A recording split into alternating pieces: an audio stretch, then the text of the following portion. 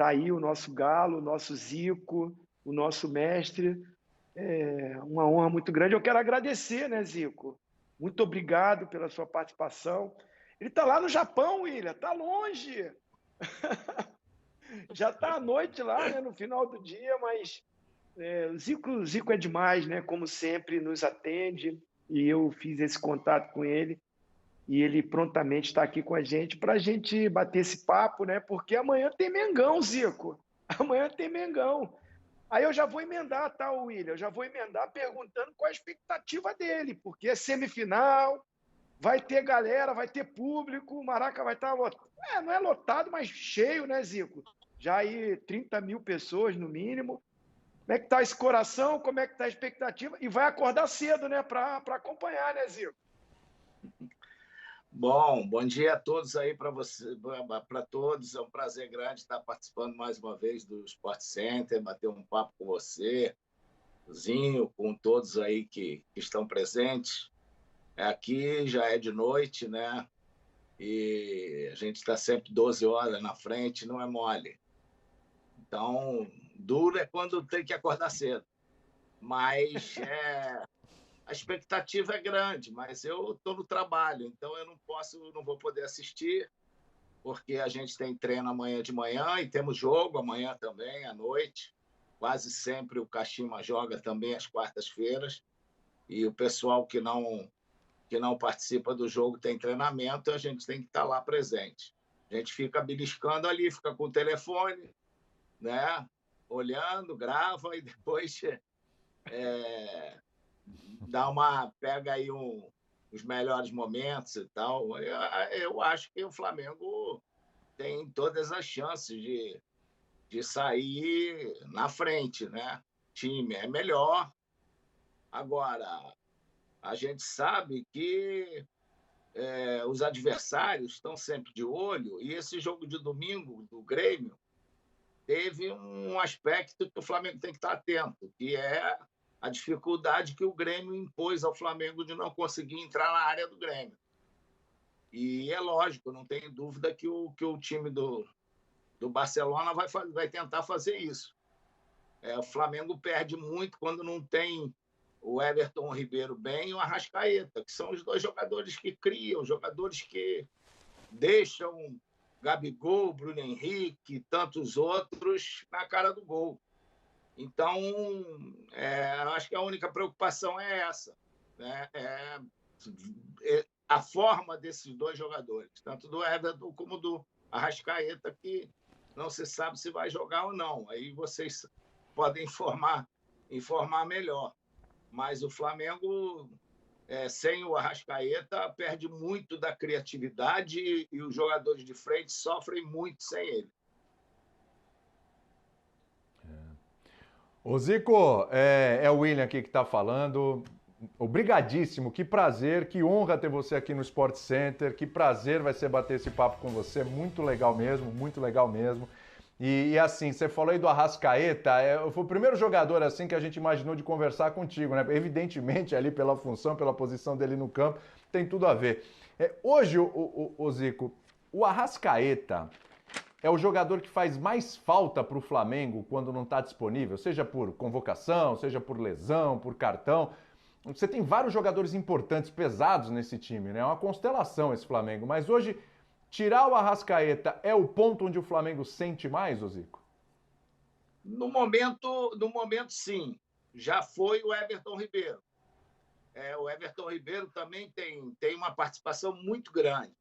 Agora, quando você perde os dois, então aí fica difícil, seja para o Gabigol, para o Bruno Henrique, para o Pedro, porque eles, tanto o Arrascaeta como o Everton Ribeiro, são aqueles jogadores que descobrem aquele espaço certo.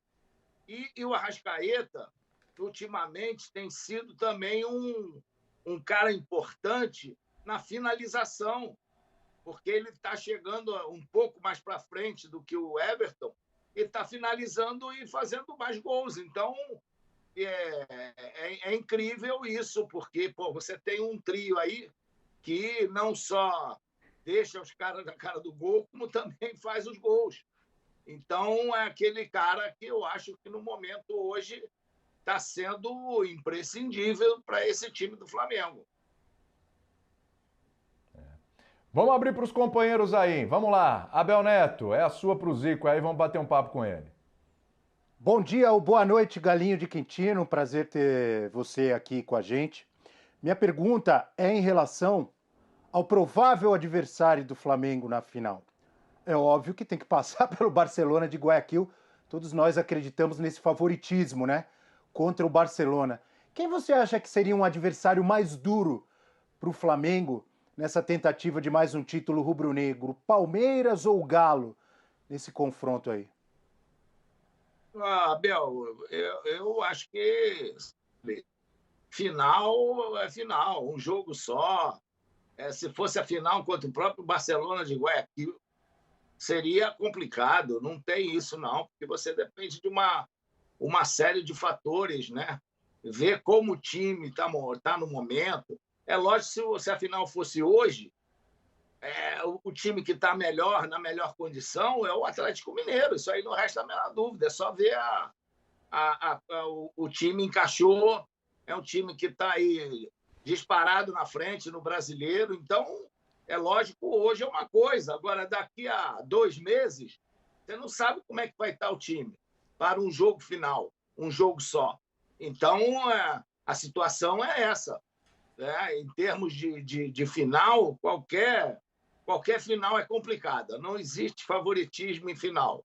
Então, o Flamengo, por exemplo, se você vai pelo handicap, vai escolher logo o Palmeiras, porque ultimamente tem sido mais feliz contra o Palmeiras. Tem ganho. Então, é lógico, a questão de escolher. Mas, final, meu camarada, não tem, não. A última da final, você viu como é que aconteceu, né? No Maracanã. Ninguém esperava e, de repente, uma bola metida lá na área, uma confusão e tal, e pum, gol, e acabou o Santos perdendo o título. Então, é lógico que tudo, o momento psicológico dos jogadores, da equipe, tudo isso tem uma influência grande.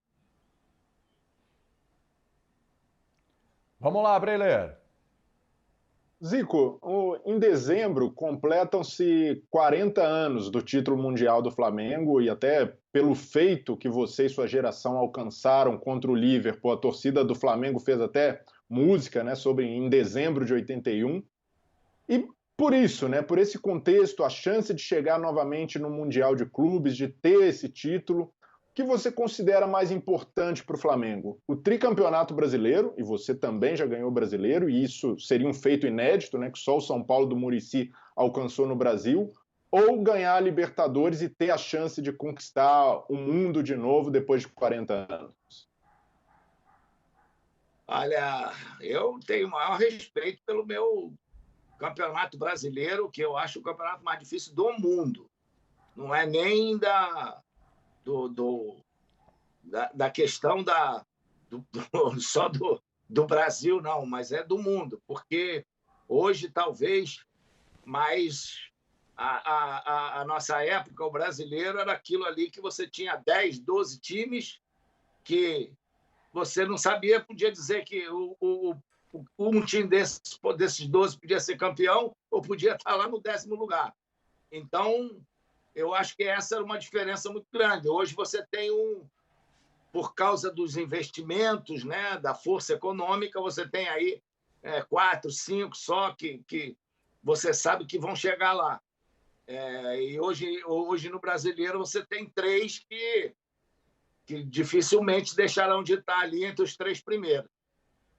Então, é lógico que, como torcedor, eu gostaria de ver o Flamengo mais uma vez disputando o Mundial. E para ter esse Mundial, você tem que ganhar a Libertadores.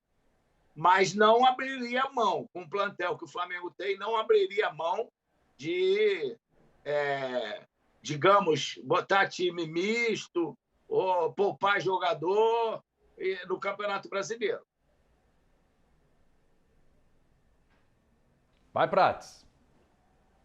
Zico, bom dia. Eu queria te ouvir em relação ao que o Flamengo tem feito, ou tem tentado comandar fora de campo. Você vive em um país, Zico, que em relação à saúde e educação, como é o Japão, é talvez o grande exemplo para o mundo, ainda mais em relação à educação.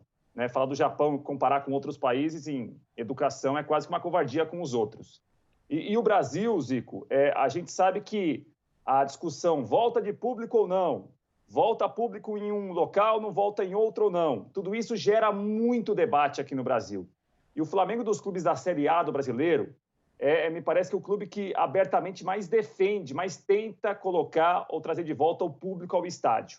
Isso já gerou muita discordância de outros clubes, já houve ameaça de não ter rodada do Brasileiro, aí o Flamengo jogou com público na Copa do Brasil, jogou sem público no Brasileiro. Em relação à postura do Flamengo, Zico, você à distância, obviamente, mas que tem visto para pedir a volta do público, em relação ao que o Flamengo tem feito. Como que você avalia como grande ídolo rubro-negro o movimento do Flamengo para tentar ter público no estádio, principalmente nos jogos do Maracanã? Eu acho que desde que sejam guardadas todo o sistema de segurança, eu não vejo nada demais. Eu vou te dizer aqui, você acabou de citar o Japão, que é o país da educação, da disciplina, realmente é. Mas o Kashima aqui, por exemplo, nós jogando a quarta de final da Copa do Japão, a gente foi a Nagoya, jogou com público. Chegou aqui na região, não podia público, a gente jogou sem público. Então, depende dos órgãos aqui governamentais de cada região. Então, o governador de Barack chegou aqui, não pode ter público. O Kashima jogou 2 jogos sem público aqui, sendo o jogo da volta, e nós acabamos sendo prejudicados. E o Nagoya jogou lá no lado dele, o governador da região disse que não teria problema, tinham lá 5, 10 mil pessoas, não sei. Então, aí na semana seguinte, a gente continuou a jogar sem público. Aí agora, no sábado, a gente já voltou a jogar com público com 5 mil. E amanhã vamos jogar também com público de 5 mil. Então, isso depende muito dos governos locais, das regiões. Tem Tóquio, está em estado de emergência, então não pode ter público lá. Não pode vir ninguém de Tóquio aqui em Kashima, se for de lá. Se vier, tem que ter agora o passaporte lá, tem que ter o exame, o passaporte de vacinação, essas coisas todas. Então, depende muito de cada região. A J-League, nesse ponto, não se envolve. Os clubes não se envolvem, eles respeitam o que a região recomenda. Então, essa é a diferença. Aí, como não tem, ninguém sabe quem respeitar, o que vai acontecer, então esse é o problema.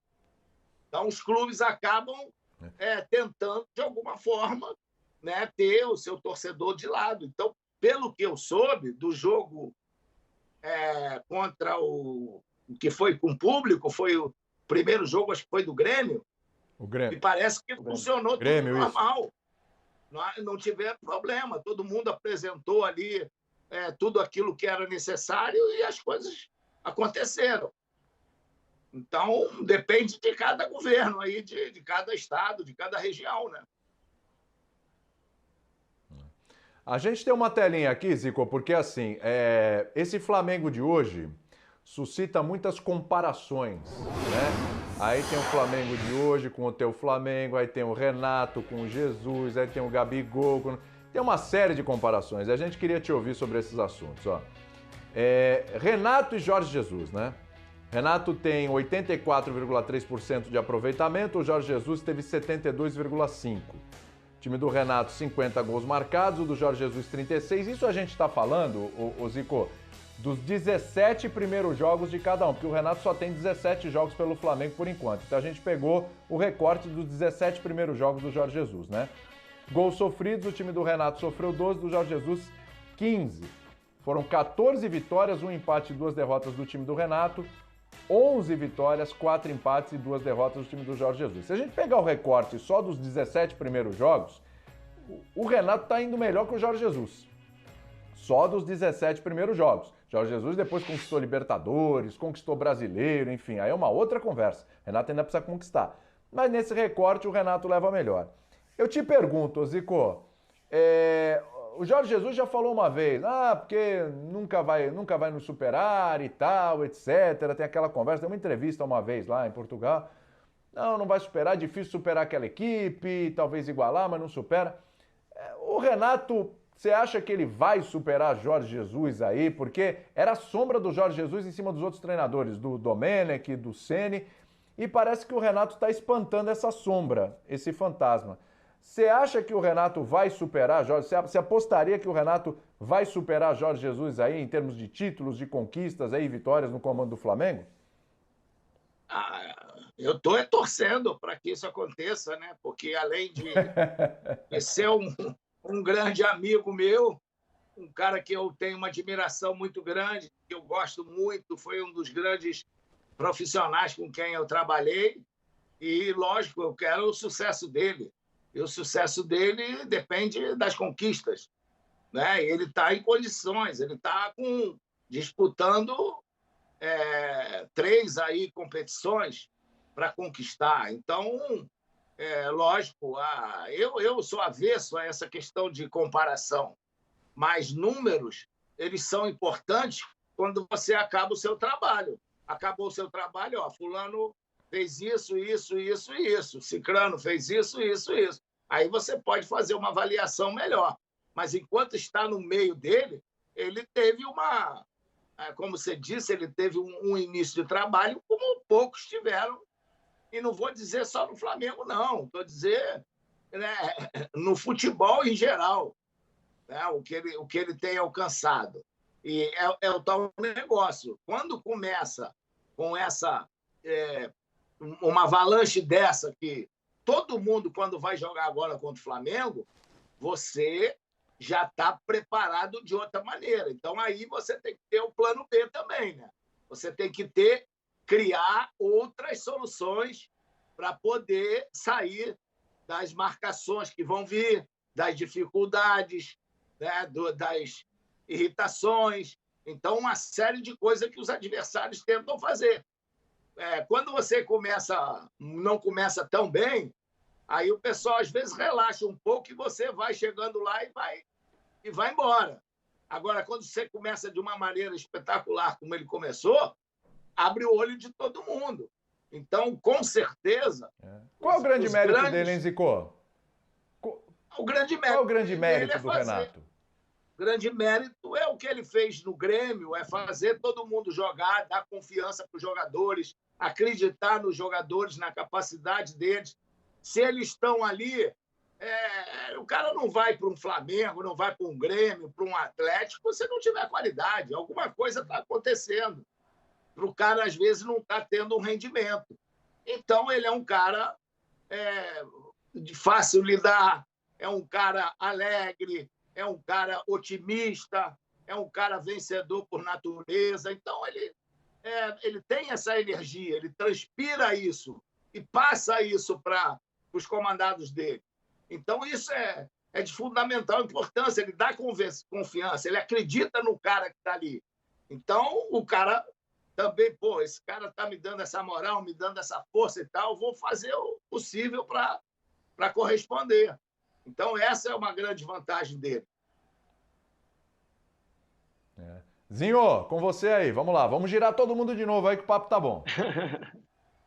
Bom, então, ainda nessa linha, né, de a gente analisar os grandes personagens desse Flamengo, eu vou para o nosso atacante, né, Zico? Para o Gabigol, para o cara que é o artilheiro, que tem alcançado marcas expressivas, e muita gente até acaba não comparando futebol, que não cabe na mesma frase, né? Mas os seus números, né? Zico, o maior artilheiro da história do Flamengo, Libertadores, e aí acabam quando o Gabigol chega próximo, ultrapassa, é claro que sempre é citada essa comparação, mas não estou comparando.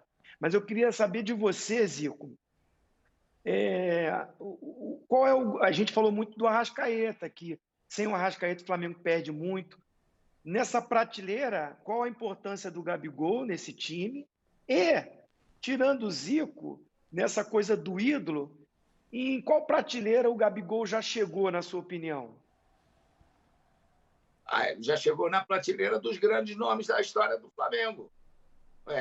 Pelos números e pelas conquistas, pelas duas coisas, né? E a gente conquista dessa forma. E outra coisa, números foram feitos para serem batidos, né? Eu acho que são épocas, situações diferentes. Quando agora ele estava para bater o recorde da Libertadores, eu falei, eu não sabia que isso aí era tão importante, porque nunca ninguém me entrevistou nada para falar que eu era o maior artilheiro da Libertadores no Flamengo. Entendeu? Então, eu falei que fiquei com moral. Fui durante muito tempo. Então, eu acho que é isso. Pois é. Agora, tanto ele, como o Bruno Henrique, como o Pedro, são jogadores que estão ali naquele espaço de campo que dependem muito do início das jogadas de um Arrascaeta, de um Everton Ribeiro. Então, as coisas ficam mais fáceis no sentido de que você tem mais dois jogadores que tomam a atenção, quer dizer, então são 4 que chamam a atenção. Quando fica um só, 2, os caras marcam ali e aí complica.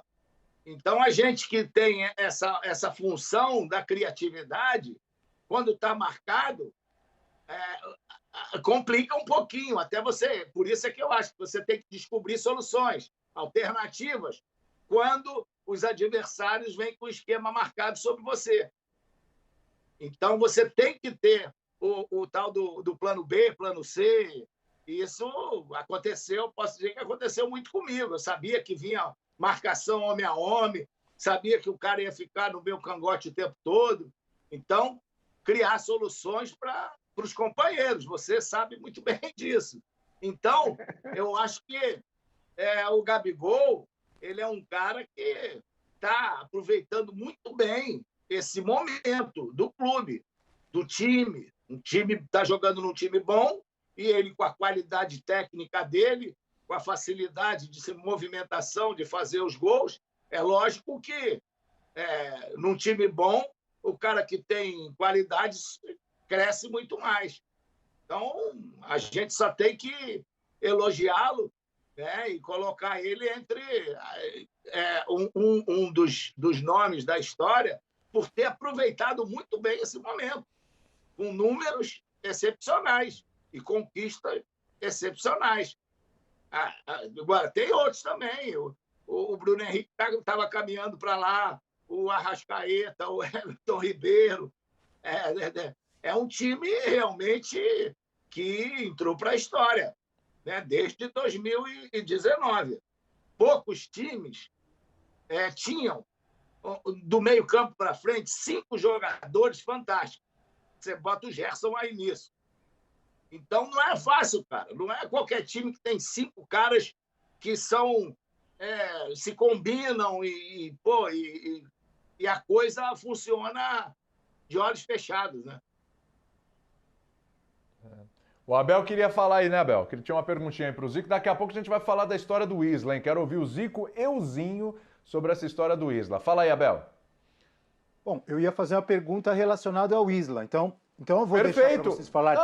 Não, pode ir, perfeito. Vai nessa, Abelão. Zero problema. Então vamos fazer o seguinte, ó. A gente tem uma tela, Abel, vou te ajudar então. Perfeito, maravilha. Você foi perfeito agora.